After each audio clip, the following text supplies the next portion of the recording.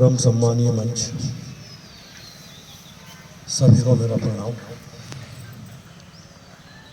मैंने एक किताब पढ़ी जिसमें नेपोलियन बोनापार्ट की, जिसने इस विश्व में एक वाक्य को काफ़ी प्रचलित किया, एवरीथिंग इज पॉसिबल। दुनिया में हर चीज़ संभव है यदि मनुष्य उसे ठान ले। मैं उनके बारे में सिर्फ इतना ही जानता हूँ कि नेपोलियन बोनापार्ट जब अपने पिता के साथ एक किसानी जीवन व्यतीत कर रहे थे, बहुत छोटे किसान थे,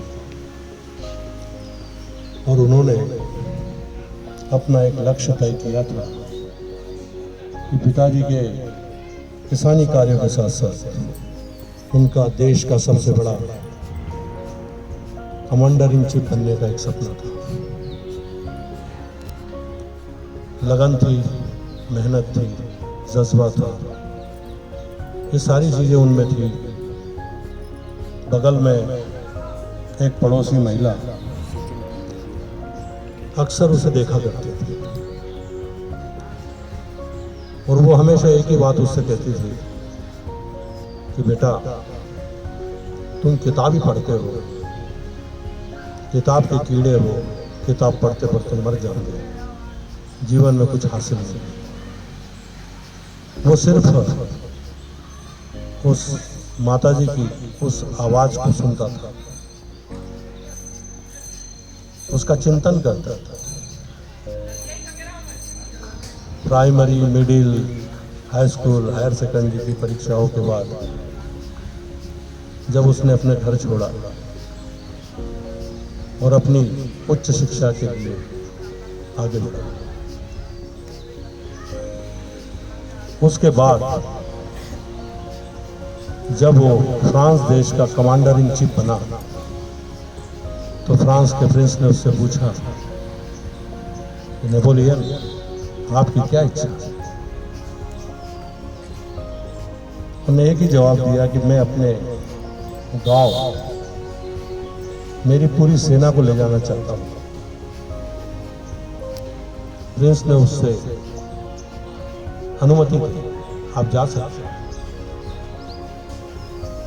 एक दिन पहले ही उसके गांव में ऐलान हो गया कि कमांडर इन चीफ इस गांव में पधार रहे हैं। उनके स्वागत की तैयारियां की।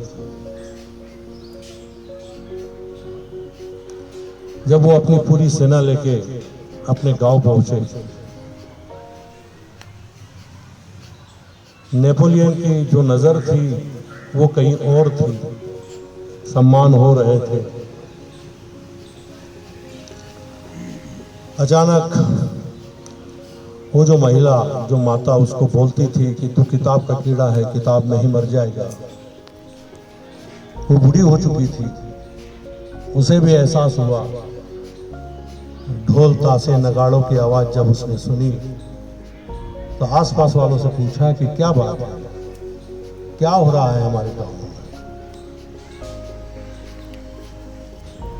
पड़ोसियों ने बताया कि कमांडर इन चीफ फ्रांस के आ रहे हैं, उनका स्वागत सम्मान समारोह है। वो भी अचानक उस मेला को देखने चली गई। बहुत भीड़ थी, बहुत सम्मान हो रहा था नेपोलियन का।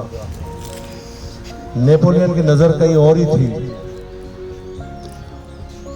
जब उस माताजी पर उसकी नजर पड़ी, वहीं उसने अपनी सेना को रोका।